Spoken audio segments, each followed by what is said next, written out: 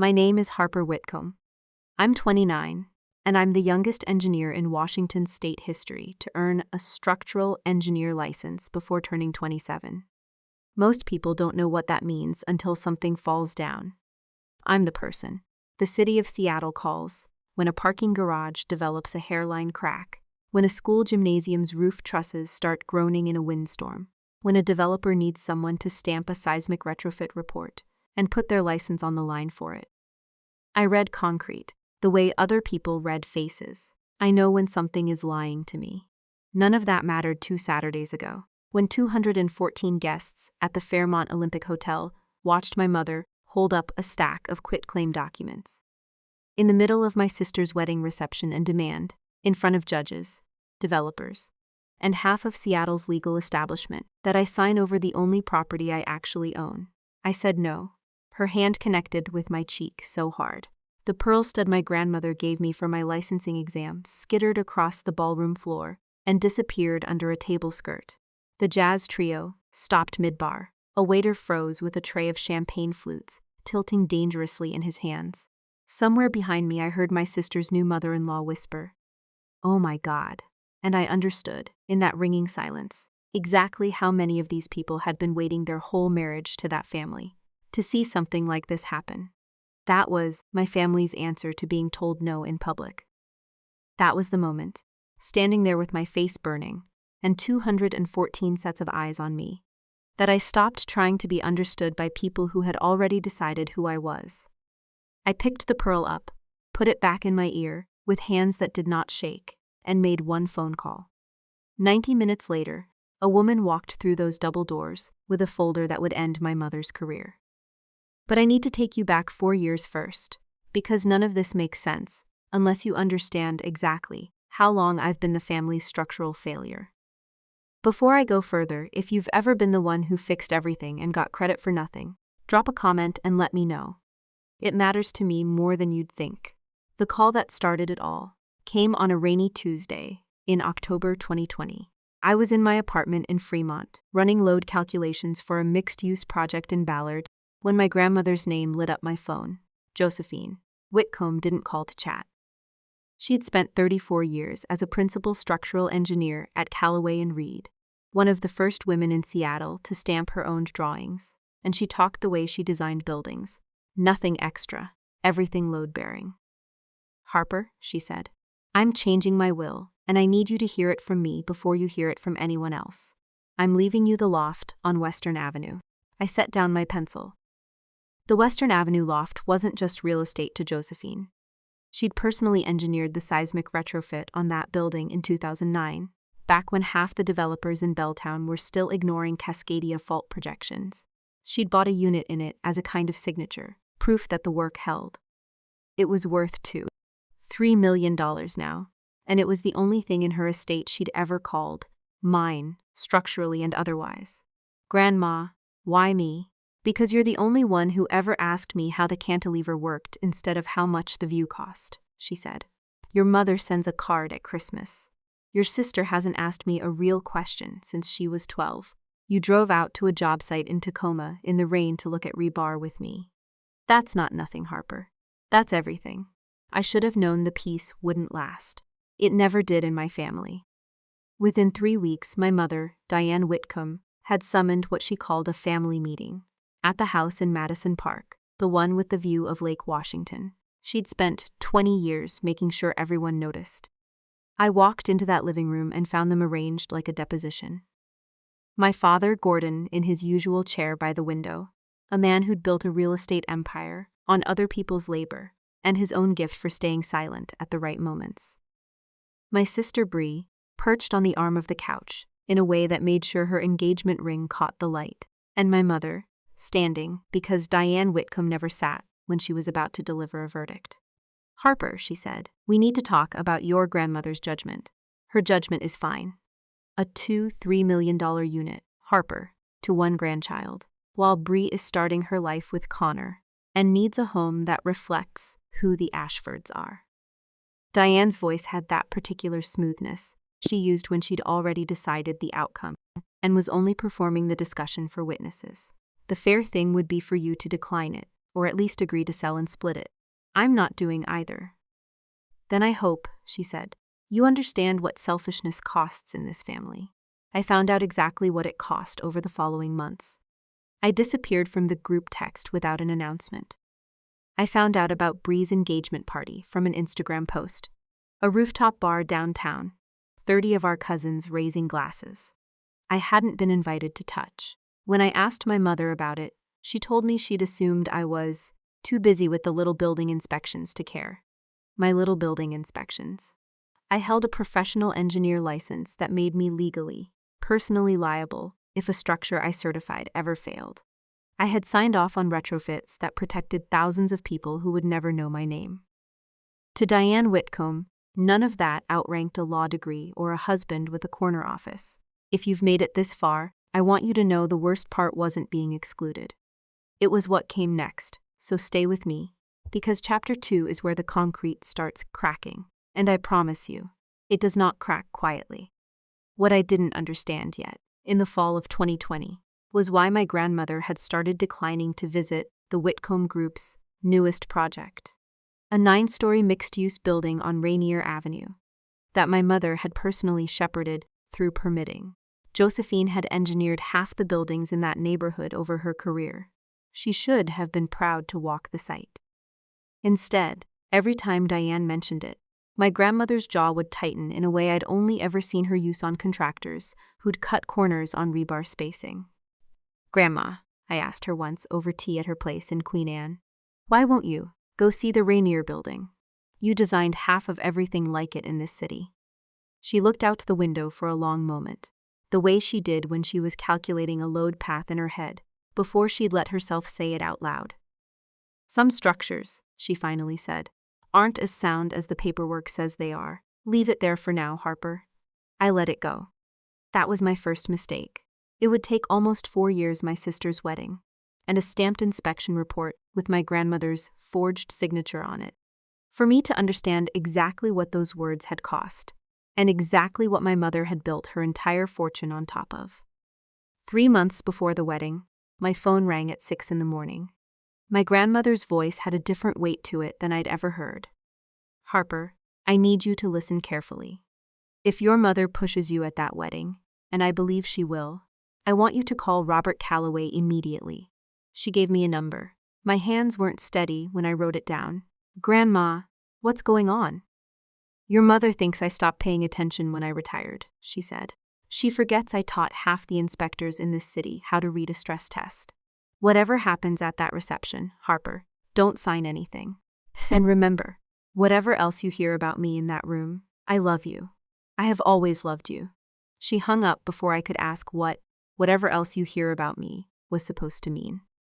I saved Robert Calloway's number with hands that hadn't stopped shaking.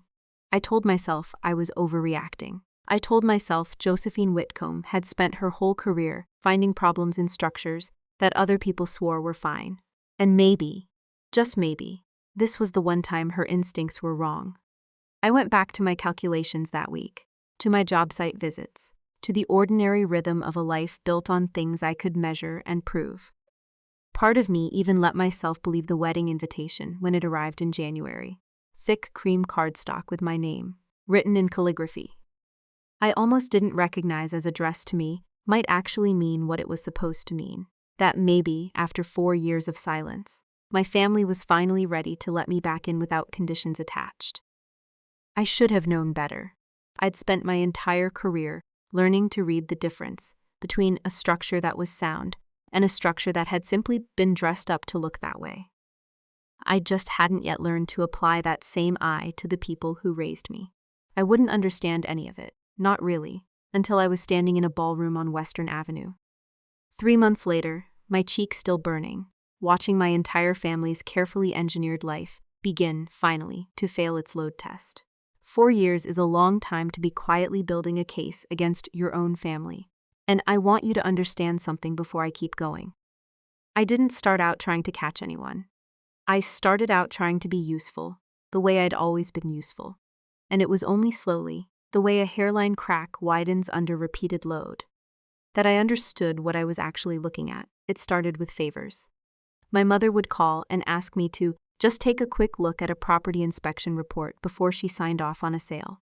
My father would forward a permit application and ask if it looked right, never once asking my hourly rate. I did it because that's what daughters do, or what I'd been taught daughters do, and because some stubborn part of me still believed that being useful enough would eventually translate into being valued.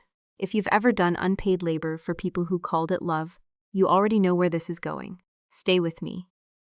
Anyway, the Rainier Avenue building came across my desk for the first time in March 2021, 18 months before the wedding.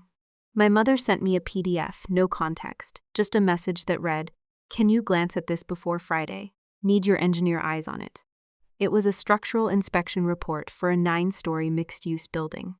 The Whitcomb Group had converted from a mid-century parking structure. The report was signed off by a professional engineer named Harold Pruitt, someone I didn't recognize, certifying that the seismic retrofit met current code for a building in a liquefaction zone, 2 blocks from Lake Washington. I read it twice before something in my chest went cold. The shear wall calculations didn't match the load numbers 3 pages earlier. It was the kind of inconsistency you'd catch if you actually walked the site with a level and a rebar locator, and the kind you'd never catch if you were just skimming a stamped document and trusting the signature at the bottom. I told my mother. The numbers looked off. She told me I was being paranoid, that Pruitt had done this work for 20 years, that I should stick to my little municipal jobs and let the professionals handle 9-figure developments.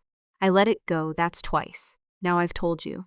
I let something go, and I need you to remember both moments, because by the end of this story, you'll understand exactly what that cost. My grandmother didn't let it go. I didn't know that yet. What I did instead, over the following year, was build something of my own.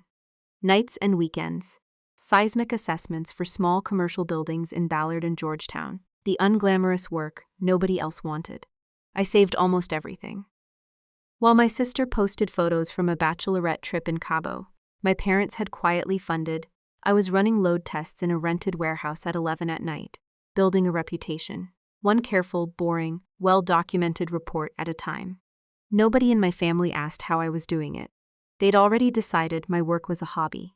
So why would they ask about a hobby's finances?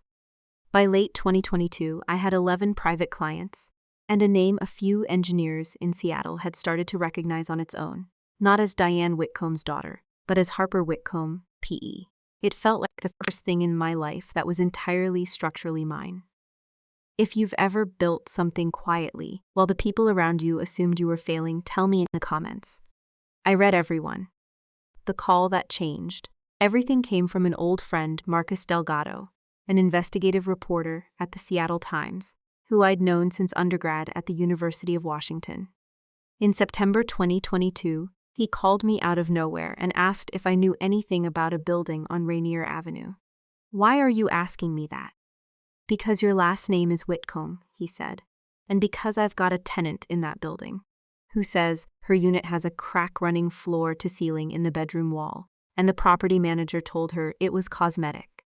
I pulled the permit history. The seismic retrofit was signed off by a Harold Pruitt in 2021. I tried to find his license number in the state database, Harper. It doesn't exist. I sat very still with the phone against my ear. It doesn't exist. Not expired, not suspended, non-existent. Which meant the stamp on that report, the one my mother had sent me 18 months earlier, with a casual, "Can you glance at this?" wasn't just wrong. It was fabricated. Somebody had invented a licensed engineer who had never taken an exam, never held a license, and never actually inspected that building's retrofit, and put his forged stamp on a document that certified over 200 people's homes as earthquake safe. I didn't tell Marcus everything that night. I needed to know more before I said a word to a reporter about my own mother. But I called my grandmother the next morning, and for the first time in almost 2 years, I heard something in Josephine Whitcomb's voice that sounded less like disappointment and more like vindication. "I wondered how long it would take you to find it," she said. "Grandma, you knew." "I suspected. I've suspected for a long time. I couldn't prove it without destroying my own daughter, Harper, and I wasn't ready to be the one who did that. I hoped, foolishly, that she'd stop on her own before anyone got hurt. A pause heavy enough that I could hear her breathing change. Someone got hurt anyway. I found out 3 months ago. A woman in Unit 407 fell through a section of subfloor that should have been reinforced under the retrofit specifications. She broke her hip. The building's insurance quietly settled and made her sign something. I don't think your mother even knows I know. My hands were shaking by the time she finished talking. Not from fear this time, from something closer to fury, the clean, cold kind that doesn't need to be loud to be dangerous. We're at the halfway point now, and everything from here moves fast. If you've ever discovered someone you loved was willing to let people get hurt to protect their own image, tell me how you handled it. It helps me more than you know. From that point on, my grandmother and I stopped operating separately and started building a case together, the way she used to teach graduate students to build a structural argument. Start with the foundation. Verify every load path. Never present a conclusion. You can't defend under cross-examination. She hired Coastal Forensic Engineering, an independent firm out of Tacoma with no ties to the Whitcomb Group, to conduct an unannounced inspection of the Rainier Avenue building under a routine insurance audit request, arranged quietly through my grandmother's own standing in Seattle's engineering community. I helped analyze the raw data on my own time, cross-referencing shear wall placements against the original 2009 drawings, which Josephine had kept in her personal archive, because that's the kind of engineer she was, the kind who never threw anything away. What we found was worse than either of us expected. 6 of the 14 shear walls specified in the original retrofit plan had never been installed. The permit closeout documents claimed full compliance. Harold Pruitt's forged stamp appeared on 4 separate inspection milestones across 18 months, each one certifying work that had either been skipped entirely or substituted with cheaper, non-compliant materials to protect the project's margins. My mother's development company had saved an estimated $1.4 million in construction costs by falsifying that retrofit, and had pocketed the difference by selling the building's commercial units at prices based on a seismic rating the building had never actually earned. I asked my grandmother, the question I'd been avoiding for weeks. Did she do the forging herself? I don't know yet, Josephine said. I know she approved every payment on that project. I know she chose the contractor. I know Harold Pruitt doesn't exist anywhere except on a stamp someone had made. Whether her hand held that stamp or someone else's did on her instruction, the responsibility sits with her either way. That's how liability works. You know that better than I do. I did know that. It's the first thing you learn in this profession. The name on the certification carries the weight of everything underneath it. My mother had spent 4 years calling me irresponsibles for accepting a loft from a grandmother who loved me, while she built a fortune on a foundation that could kill someone in the next moderate earthquake, and called my actual engineering work a hobby. We had the forensic report, the falsified permit history, and a tenant with a broken hip, and a settlement that read less like generosity and more like hush money. What we didn't have yet was proof strong enough to survive a courtroom, and Marcus Delgado was 3 weeks from publishing with or without us. That's when my grandmother told me about the wedding invitation that hadn't arrived yet, the one she somehow already knew was coming. Bree is getting married in the spring, she said. Your mother will use it to try to take the loft from you. She always circles back to what she can still control when everything else starts slipping. When that invitation comes, say yes, I need you in that room. Because when this breaks, I want 200 witnesses watching, not a courtroom sealed off from the people whose homes are sitting on those missing shear walls. I didn't fully understand what she meant, not then. I do now. In the next chapter, I'll tell you exactly what happened in the 6 weeks between that call and the night my ma's mother slapped me hard enough to knock a pearl earring across a ballroom floor. Because that slap wasn't the beginning of anything. It was the sound of a structure that had been failing quietly for years, finally showing on the surface. The 6 weeks before the wedding were the strangest of my life, because for the first time in almost 4 years, my mother was being kind to me, and I understood, with total clarity, that the kindness was a tool, not a feeling. She called twice a week. She asked about my consulting work in a tone that almost sounded like interest. She sent a photo of Bree's dress with a caption that read, "Isn't she stunning? You two used to pick out prom dresses together, remember?" I did remember. I remembered a version of my sister who used to sit on my bathroom counter while I did her eyeliner, before she learned which parent's approval was worth more and started spending all her currency there instead. I let the calls happen. I answered the texts. Somewhere around week 3, my grandmother told me exactly why. "She's building an audience for the ask, Harper. Your mother has never once done anything difficult without an audience to witness her being generous about it. She needs you soft before the wedding, so that when she puts you on a stage in front of 200 people, refusing her looks cruel instead of reasonable." "So what do I do?" "You let her think it's working," Josephine said. "You keep gathering, and you let me handle the timing. If you've ever watched someone perform kindness right before they ask you for something enormous, you already know that particular kind of exhaustion. Tell me in the comments if you've felt it." I promise, I read every single one.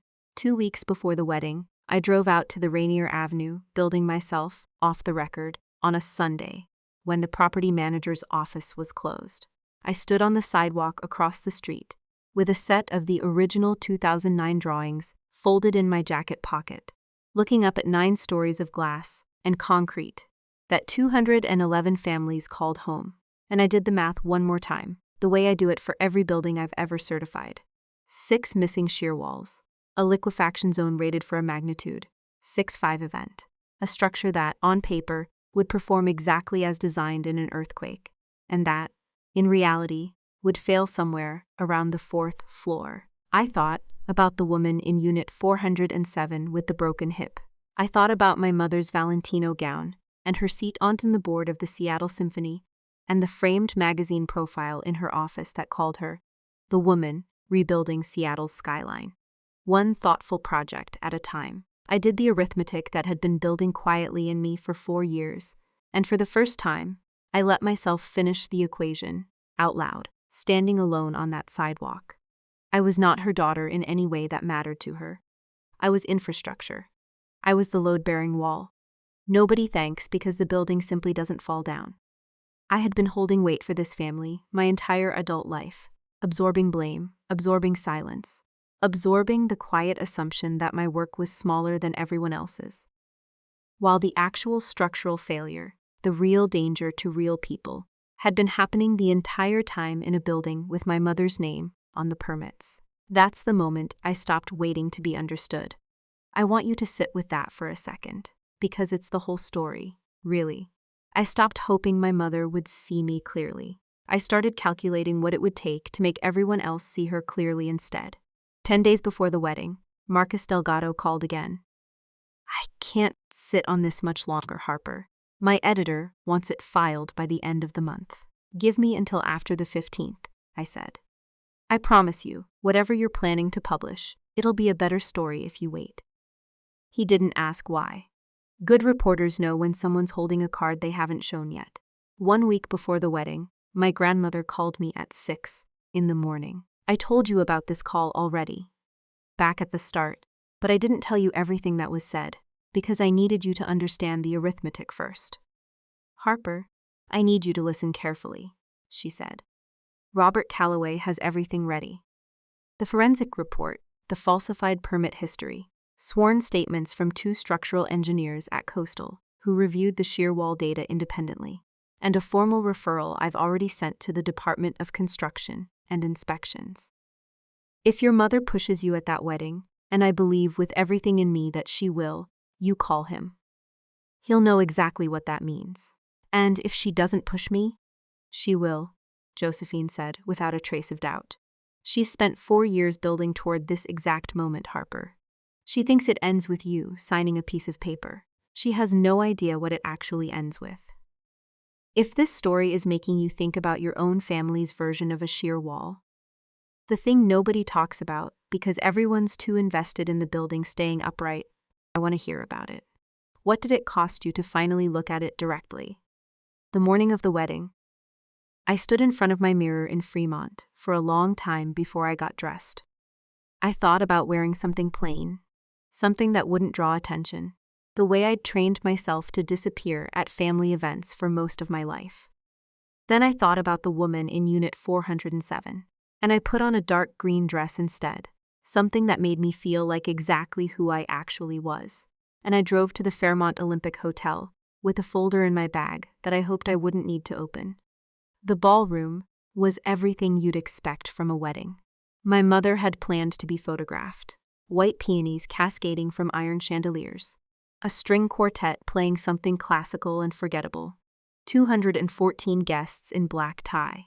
Half of them developers and contractors I recognized from permit hearings. City officials who'd approved projects my mother had built her reputation on. People whose signatures appeared on documents that were now sitting in a forensic report 30 miles away in my grandmother's safe. My father found me near the bar 20 minutes after I arrived. "Harper," he said, nodding the way you'd nod at a coworker you didn't particularly like. "Glad you made it." We had nothing else to say to each other. We never had. Bree found me next, radiant in a way that made my chest ache, despite everything, because some stubborn part of me still remembered the girl who used to sit on my bathroom counter. "You came," she said, hugging me carefully, the kind of hug that doesn't wrinkle a dress. Then quieter, her eyes already flicking toward our mother across the room. "Did you bring the paperwork?" Mom said. "You'd have it ready. There's no paperwork, Bree. The loft isn't a wedding gift. It was never going to be a wedding gift." Her smile cracked at the edges. "Connor and I already told the realtor we didn't need the place in Belltown. We told his parents. Everyone already knows, Harper." "Then everyone's about to be disappointed," I said, and I watched something harden in my sister's face that looked exactly like our mother. She walked away without another word. I stood alone by the melting ice sculpture, and I thought about calling Robert Calloway right then, just to hear his voice, just to know the ground under me was as solid as I believed it was. I didn't. I waited. Josephine had taught me that too. Never move until you've confirmed the load path. At 7:40, the clink of a fork against crystal cut through the room.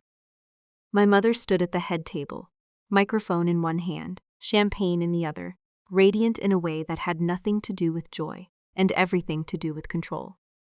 "If I could have everyone's attention," Diane Whitcomb said, her voice honeyed and public and dangerous, "I'd like to invite my eldest daughter up here for something very special." 214 pairs of eyes turned toward me. I felt the folder in my bag like a second heartbeat. I want to stop right here, because I know some of you are yelling at your screens right now, telling me to run, to say no, to walk out before it even starts. I hear you. I promise what happens next is exactly what needed to happen. In the final chapter, I'm going to show you precisely what was in that folder and exactly what my grandmother did when she walked through those doors. 90 minutes later, I stood up, smoothed my dress, and walked toward the stage, past tables full of people who had spent decades building their trust in the wrong Whitcomb. My mother reached for me with a smile calibrated for 200 cameras, and I let her put her arm around my shoulders one last time, because I needed her exactly where she was, standing when the truth finally caught up to her. My mother's hand connected with my cheek at 7:47 p.m., and I want to tell you exactly what happened in the 90 minutes after that, because it's the part nobody in that ballroom saw coming, including me. I bent down, picked up my pearl earring from under the table skirt, and put it back on with hands that had gone perfectly steady. Then I looked at my mother, standing there with the microphone, still live in her hand, her face frozen somewhere between triumph and confusion. Because I hadn't cried, hadn't apologized, hadn't done any of the things she'd spent 30 years training me to do. "That's the last time you ever touch me," I said, and my voice carried clean across 214 silent guests. Then I walked off that stage through the tables, past the string quartet that had stopped mid-phrase, out through the double doors into the hotel lobby. I found a bench near the concierge desk, pulled out my phone, and dialed the number I'd been carrying for a week. It rang once. "Robert Calloway's office. This is Harper Whitcomb," I said. "Tell my grandmother it's time. The documents are needed." "Understood, Miss Whitcomb. She'll be there within the hour." I hung up, touched my stinging cheek, and sat down to wait. If you've ever made one phone call that you knew would end a version of your life you'd been trying to survive for years, I want you to sit with me in this next part. Because everything after that call happened faster than I expected, and slower than I needed it to. At 8:41, the lobby doors opened, and my grandmother walked in on her cane, wearing a gray wool coat over a black dress, moving with the same unhurried authority she'd carried into every job site I'd ever watched her inspect. Beside her walked Robert Calloway, a structural engineer she'd trained 30 years earlier, now a licensed forensic consultant himself, carrying a leather case heavy enough that I could see the strain in his shoulder. "Grandma, you came." She took my face in both hands, examining my cheek, the way she'd once examined a hairline crack in a foundation wall, missing nothing. "She hit you." "Yes."